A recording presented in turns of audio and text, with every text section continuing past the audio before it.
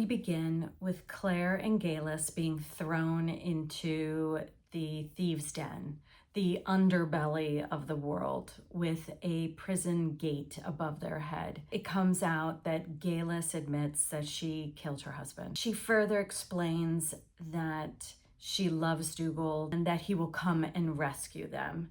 And Claire is saying, your hope is in something that is not trustworthy. He's not coming. No one's coming. Proverbs talks about this, that hope deferred makes the heart sick, but the desire of a heart brings the tree of life. In other words, when we have that emotional burden that there's no saving, it can be a place of true despair. And yet there always is hope, because God created us, because this world is His, we are His creation. If we can see that God provides the ultimate tree of life, we can continue to move forward. Galus and Claire are brought out for the trial. They are brought into the courtroom, and the first thing we see is the cross. All I can think of is when Jesus said, "You are like whitewashed tombs. You leaders of the law and Pharisees are hypocrites, unclean on the inside, but presenting as clean." Many people come forward to testify against them, and a lot of real instances are twisted and makes this very inaccurate and really harms the case. There are many times that Jesus told us that we would be persecuted. And He says, people will hate you because of me, but fear not, because I have overcome the world. And this brings incredible peace. When you are misjudged, it only provides you with more courage and more strength and more ability to persevere. And God knows this, and this is why we suffer at times. Ned says one of you can be saved. And because Galus clearly has been practicing witchcraft for many years, he says, it should be Claire. Claire has such inherent goodness that she's willing to sacrifice her life for her in order not to leave her alone. And that is when Jamie comes in. And this is Shakespearean. It is so incredible, the mighty power he brings with him as he goes into that arena. And it reminds us again of the strength, the sword of truth that he brings. And like the Lord, he says, I swore a vow to protect this woman in front of God.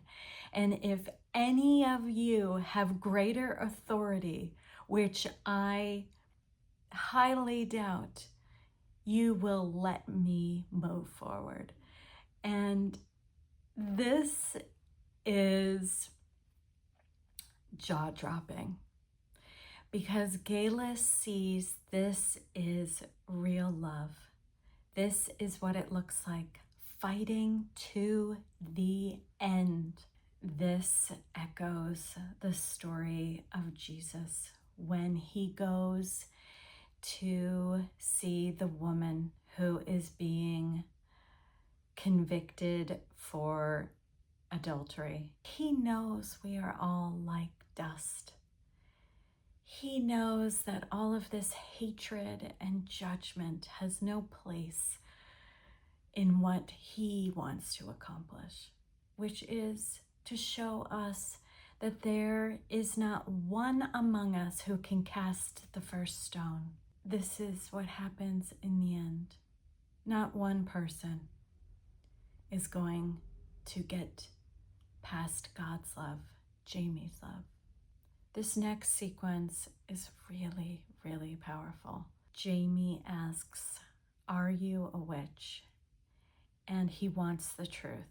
Claire admits that she knows things, that she knows about the Scottish Highlanders and how it ends, because she's from the future. She's afraid that he's going to call her raving mad. Jamie says that he believes her because he trusts her, he knows her heart, and they have a trust together. And this is very much like coming to faith. And God honors this because this is his way. This is how he comes to us in all of our brokenness, misunderstanding, blame of him. He listens, just like Jamie did. If you haven't had that type of conversation with the Lord yet, you will have that same exact validation and a love that will never, ever let you go. Jamie closes by saying, "It's time to rest." And she hasn't slept in days. He gives her rest. The Lord gives us rest for our soul. God says to us, "Take my yoke upon you. My burden is light, and I will give you rest." Jamie takes Claire on his horse, and they ride far, far away. And he says, "Look," and it's the stones, the ultimate place that Claire has been wanting to go in her own way, in her own mind. And Jamie says goodbye. He will be in a camp down the hill, and she sees the smoke, a column of smoke, similar to the column of fire when the Israelites were in the desert, knowing that God was with them. And that's Jamie's sign that he is with her. And Claire sits in the stones and thinks about all of the memories that she's had with Jamie. And one of the memories that came to mind for me was when Jamie came to her with that baby, and he makes the sign of the cross over the baby's body.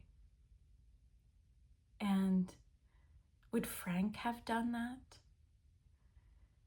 She sees that there is a depth in her love with Jamie that is very different.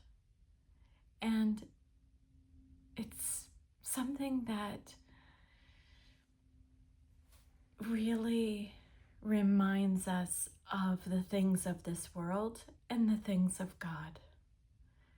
When we start to see the holy nature of his love, it becomes a lot easier to release the grasp that we have on the things that are here on earth. And we're able to surrender to God's love. It is so much like this. It is not about rules and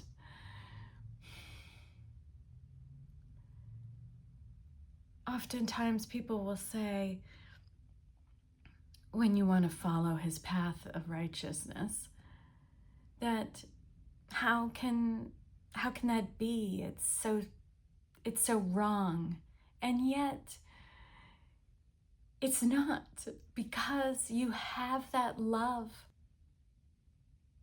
It keeps you coming back time and time again until he calls us home. It can look like such stupidity to people who don't understand, and yet it's a love affair. It is a love that continues to bring you through, continues to show you the truth. And she ultimately realizes that this is unlike anything she's ever known in this world. She has to go with him.